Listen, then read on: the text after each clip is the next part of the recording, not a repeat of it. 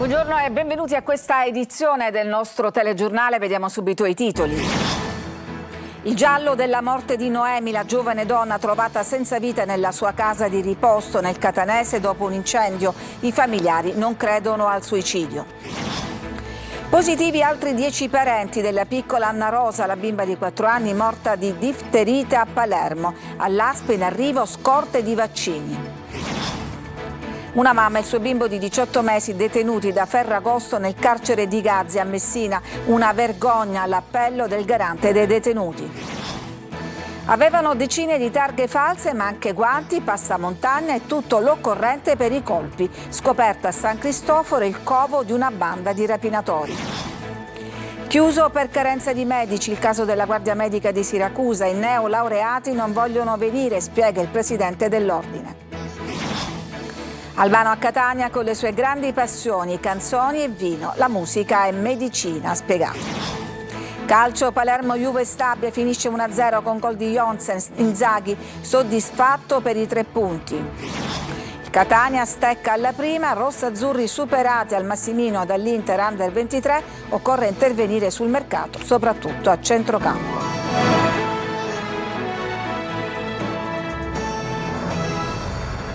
Il giallo della morte di Noemi, trovata senza vita nella sua abitazione dopo l'intervento dei pompieri per un incendio, femminicidio o tragico gesto estremo di questa ragazza di 34 anni. Ci dice tutto Eva Spampinato.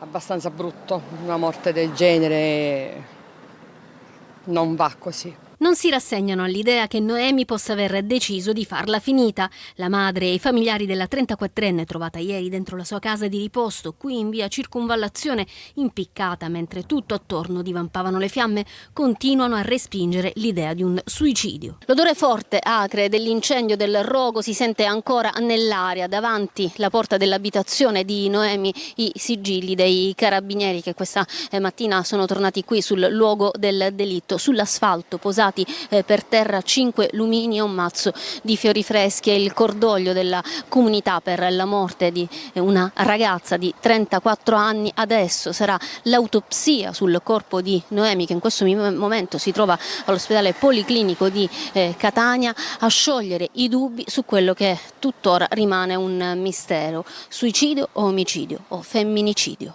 Un giallo fitto che si muove lungo il confine tra gesto disperato e delitto perfetto. Il rogo avrebbe cancellato ogni traccia di un possibile assassino. È un mistero questa cosa.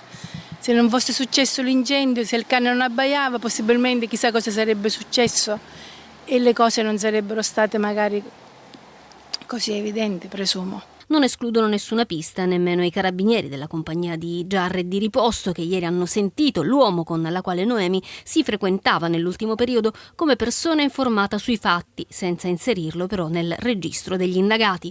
Avrebbe raccontato che la donna aveva preannunciato il gesto. A quelle parole lui però non avrebbe dato peso. E tanti dubbi anche sulla morte di un'altra donna. Questa volta si tratta di un'anziana di Niscemi. Sentiamo Rita Cinardi.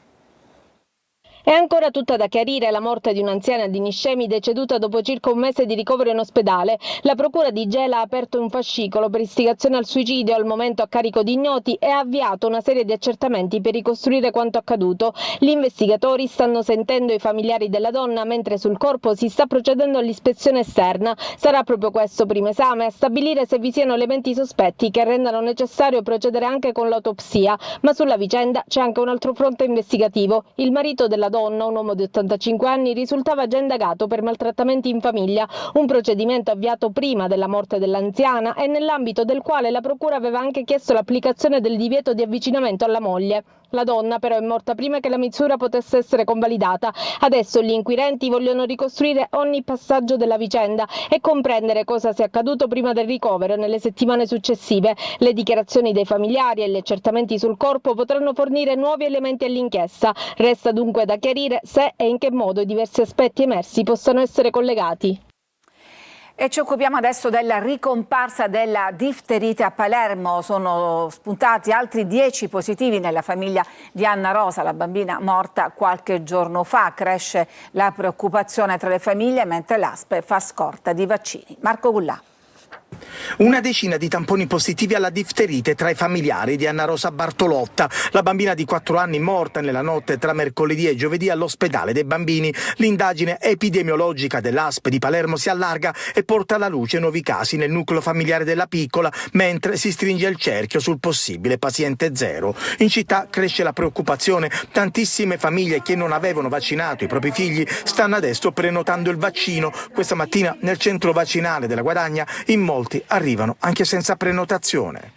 Questo boom che si aspettava, noi abbiamo fatto la normale amministrazione che fanno tutti i centri vaccinali. I nostri frigo sono pieni di vaccini, le persone, avete constatato, vengono vaccinate, non soltanto quelli che sono in prenotazione. Lei pensi che avevano prenotato online 25 persone oggi, però c'è anche che uno arriva e se è il caso che deve essere vaccinato viene vaccinato, per cui questo boom è normale amministrazione di ogni giorno. Abbiamo fatto il primo e poi gli altri 2 consigliati, il rotavirus e l'altro.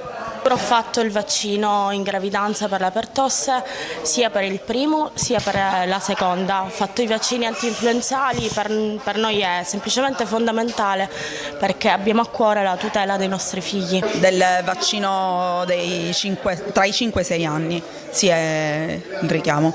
Nuove scorte di vaccini in arrivo anche per coloro che adesso fanno la prenotazione per il richiamo. Nella zona nord di Palermo sarebbero oltre 800 i bambini non vaccinati, un numero che l'ASP spera di ridurre. Dal 19 agosto scorso una giovane donna e il suo bambino di 18 mesi sono detenuti nel carcere di Gazzi a Messina. Per loro c'è stata una gara di solidarietà da parte del personale, dell'amministrazione, della struttura e di tanti volontari, ma per il garante dei detenuti resta una condizione inaccettabile. Ascoltiamo. I bambini in carcere sono una vergogna. Sono la violazione più eclatante del principio di umanità della pena. Facciamo scontare la pena a un soggetto innocente in un ambiente che è già terribile di suo, ma che in quest'estate rovente è diventato più invivibile che mai per il sovraffollamento, per problemi strutturali e per tutta una serie di questioni che in realtà riguardano il carcere in Italia. Ora, poiché il numero delle detenute madri con figli al seguito è aumentato statisticamente dopo il decreto sicurezza numero 48 del 2025, che ha reso solo facoltativa il rinvio dell'esecuzione della pena per le detenute madri o in stato di gravidanza, noi rivolgiamo un appello alle autorità responsabili. Serve un provvedimento, un orientamento, serve un'assunzione di responsabilità per garantire alla madre di cui stiamo parlando e al bambino condizioni di dignità e umanità fuori dalla cella. Sparatoria ieri sera a Motta Sant'Anastasia, nel Catanese. Alcuni uomini a bordo di 2 scooter hanno inseguito un'auto con 2 persone a bordo, esplodendo diversi colpi d'arma da fuoco. La vettura raggiunta dai proiettili è stata abbandonata e uno degli occupanti ha risposto al fuoco contro i motociclisti che si sono dati alla fuga. Non risultano feriti. Scoperto dalla polizia a San Cristoforo a Catania un deposito che veniva utilizzato come base per preparare furti e rapine. Guardate che cosa hanno trovato. Desiree Ferlito. Un vero e proprio deposito a disposizione della criminalità e una riunione in corso per pianificare il prossimo colpo. È quanto scoperto dalla polizia nel quartiere San Cristoforo a Catania. In un locale di via Mulini al Vento ha rinvenuto 78 targhe contraffatte, riprodotte secondo gli standard europei, destinate a essere montate su mezzi che sarebbero stati utilizzati per compiere rapine o altri reati. Un potente jammer per bloccare segnali e localizzatori GPS, passamontagna, guanti e persino un furgone rubato. La polizia al momento dell'irruzione ha sorpreso la banda riunita attorno a un tavolo sul quale erano già stati sistemati giubbotti, scaldacollo, guanti e passamontagna.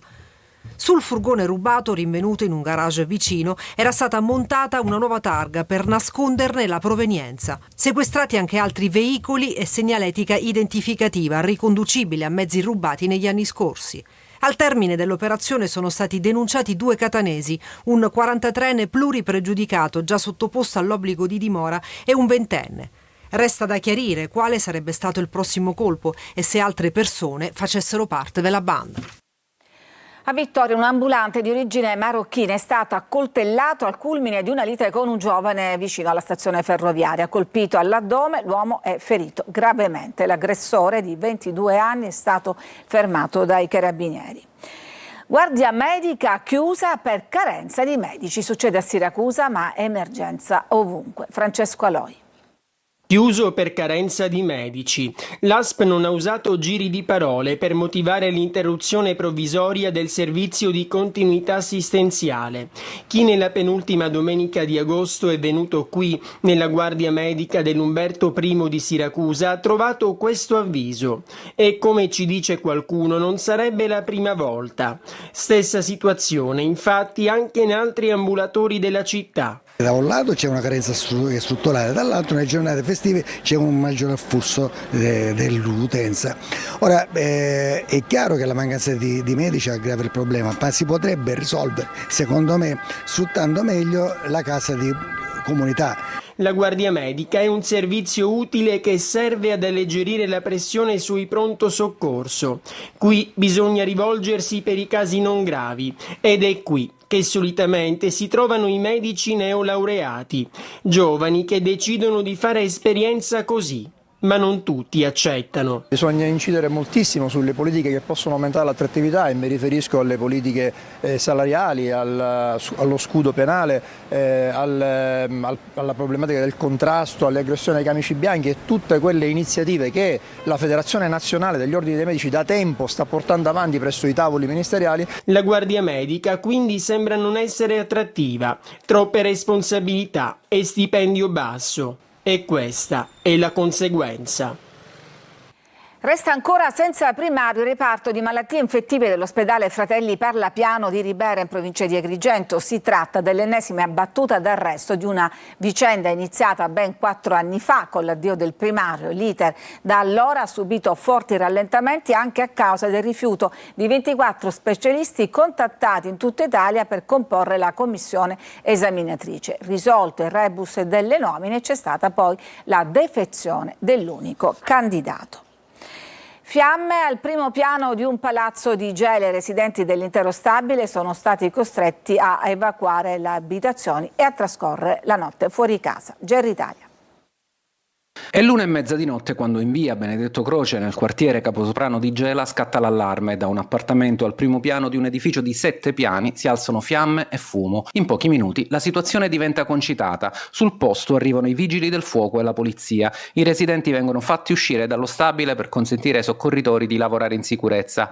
La paura è tanta e tra i condomini l'agitazione cresce. Durante le operazioni non mancano neanche momenti di tensione anche nei confronti dei vigili del fuoco, impegnati a domare l'incendio e mettere in sicurezza l'edificio. Il rogo resta concentrato soprattutto nell'appartamento al primo piano, ma le conseguenze si estendono anche al piano superiore, dove 2 stanze sarebbero state interessate dal fumo e dagli effetti dell'incendio. Una volta spento il rogo entrano in scena gli investigatori. Sul posto arriva la polizia scientifica per effettuare i rilievi e cercare elementi utili a ricostruire la dinamica. Al momento, infatti, l'origine delle fiamme resta un punto da chiarire. Non è ancora possibile stabilire se si sia trattato di un incidente o se dietro l'incendio possano esserci altre circostanze. Intanto il palazzo rimane interdetto ai residenti, nessuno è potuto rientrare negli appartamenti. La paura lascia spazio alle verifiche tecniche, saranno gli accertamenti a stabilire quando e come è iniziato l'incendio e se lo stabile può tornare a essere abitato in sicurezza.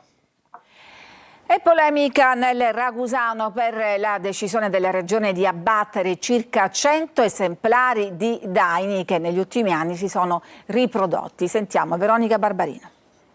Sono circa 100 i daini che vivono tra i boschi e le radure di Ragusa, Monterosso Almo e Giarratana. Esemplari che negli anni si sono riprodotti aumentando la popolazione, tanto che la regione ha dato il via libera all'abbattimento. La decisione, che dovrebbe scattare il 1° settembre, ha provocato sconcerto tra le associazioni animaliste e non solo. Alla base del contenimento l'esigenza di limitare i danni alle coltivazioni e il rischio di incidenti stradali. Mancano i dati, contestano gli animalisti. Non ci sono dati, eppure si parte sparati con il fucile in mano, con 10 cacciatori selezionati, ma non sappiamo come, perché anche di questo non abbiamo alcun documento ufficiale. Questo è il motivo principale per cui si è creata veramente una enorme onda emotiva. La richiesta è quella di cercare alternative come la cattura, il trasferimento degli animali o la sterilizzazione. Per la regione però queste opzioni non sono praticabili per l'assenza di strutture autorizzate e di protocolli scientificamente validi. Intanto il comune di Ragusa ospiterà nei prossimi giorni un tavolo tecnico di confronto tra i rappresentanti regionali e le associazioni locali. Arriveremo al tavolo con una proposta chiara, semplice, che sia comunque innovativa sia per la nostra provincia che per l'intera isola. L'abbattimento dei daini resta comunque ad ora confermato. Ci fermiamo, c'è una pausa per la pubblicità, torniamo tra poco per sentire Albano che è in Sicilia per raccontarci le sue grandi passioni, la musica e il vino.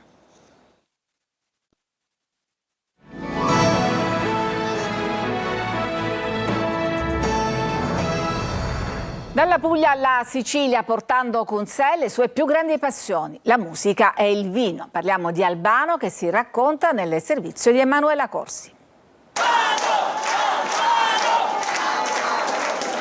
Un artista amato dal pubblico, una voce straordinaria che ha fatto la storia della musica italiana, ma anche un uomo profondamente legato alla terra e alle sue tradizioni. Albano Carrisi è arrivato in Sicilia portando con sé le sue grandi passioni, la musica e il vino. Una è una passione che mi è nata da sola, ascoltando le belle melodie che mia madre cantava, e l'altra ascoltando mio padre mentre zappava la terra, e ho capito che questi due semi sono rimasti nel mio brain, nel mio cervello, e ho portato avanti ciò che ho imparato fin da piccolo.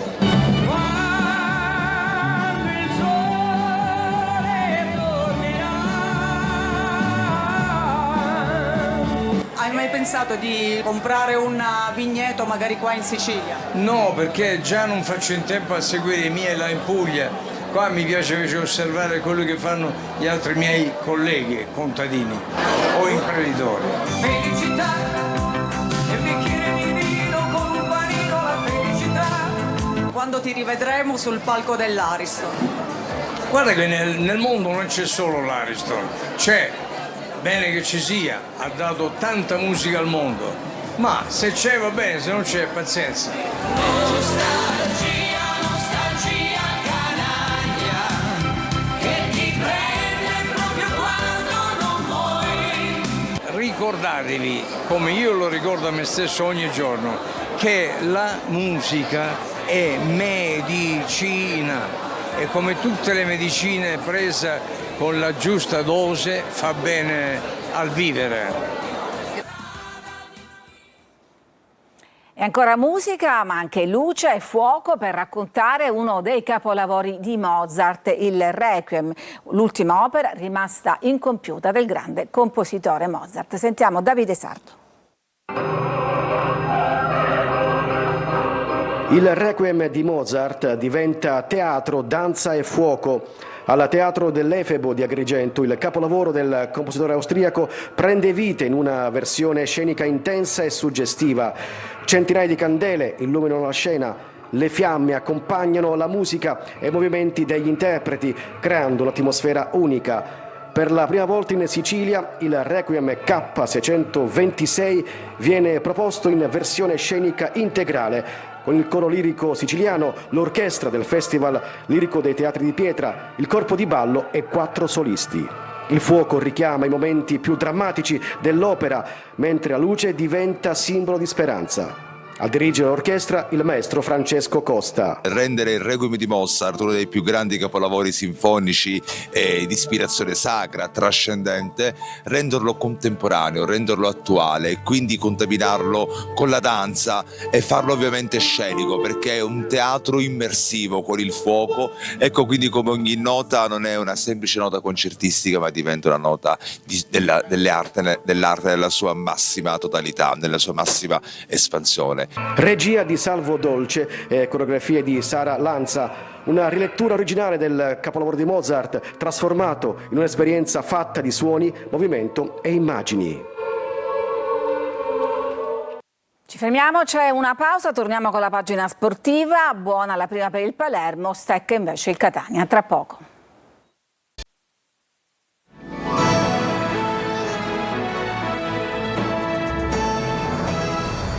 Calcio, Palermo-Juve Stabia, buona la prima per il rosanero, finisce 1-0 con gol di Jonsen al quarto minuto, prestazione non esaltante, Inzaghi comunque si è detto soddisfatto. Marco Gullà. Pratico e vincente. Il Palermo vince la prima di campionato. Al Barbera contro la Juve Stabia finisce 1-0 con gol di Jonsen segnato al quarto minuto. I rosanero hanno anche sofferto e rischiato di subire il pareggio nella ripresa, ma alla fine una difesa solida e anche un po' di fortuna, come in occasione del palo colpito dalla Juve Stabia, hanno mantenuto la porta inviolata. Una vittoria che permette ai rosanero di incamerare i primi 3 punti del torneo e mandare un messaggio chiaro al campionato. Gara che si sblocca subito, poi Giampaolo apre un corridoio per Jonsen che danza con il pallone e poi lo spedisce all'angolino. 1-0. Sembra il preludio ad una scorpacciata di gol, ma non è così. La Juve Stabia prende le misure ai siciliani e inizia a fare possesso palla, ma è sempre il Palermo nel primo tempo a creare occasioni come la traversa di Ranocchia. Poi Jonsen da ottima posizione non riesce a fare doppietta. Il Palermo avverte stanchezza, i campani crescono e fanno capire quanto è dura la Serie B, così dopo i cambi di Inzaghi la Juve Stabia va ad un passo dal pareggio con Patanè, grande inserimento e stecca di sinistro che colpisce il legno interno e finisce fuori.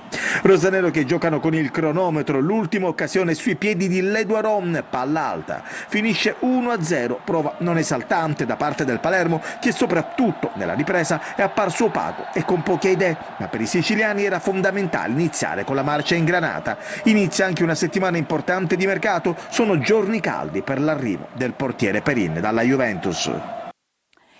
Il Catania stecca alla prima, rossazzurri superati al Massimino dall'Inter Under 23, occorre intervenire sul mercato, soprattutto a centrocampo. Carli.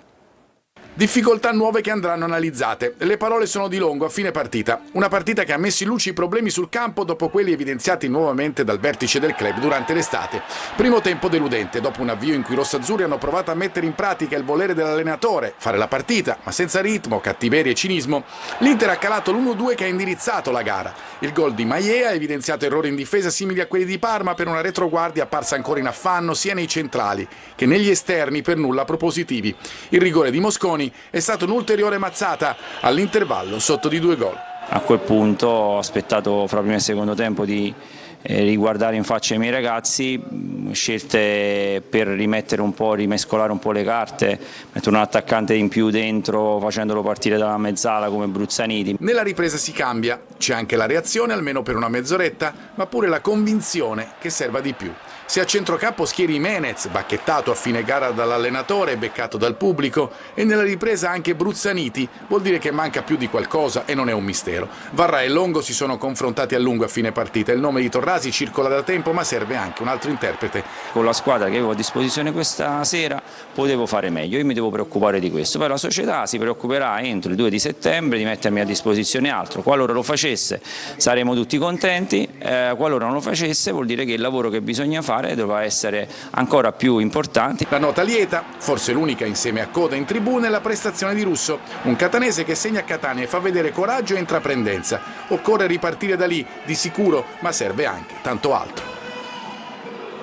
È tutto per questa edizione, grazie per averci seguito, vi lascio adesso ad Anteprima Corner, a tutti un buon pomeriggio.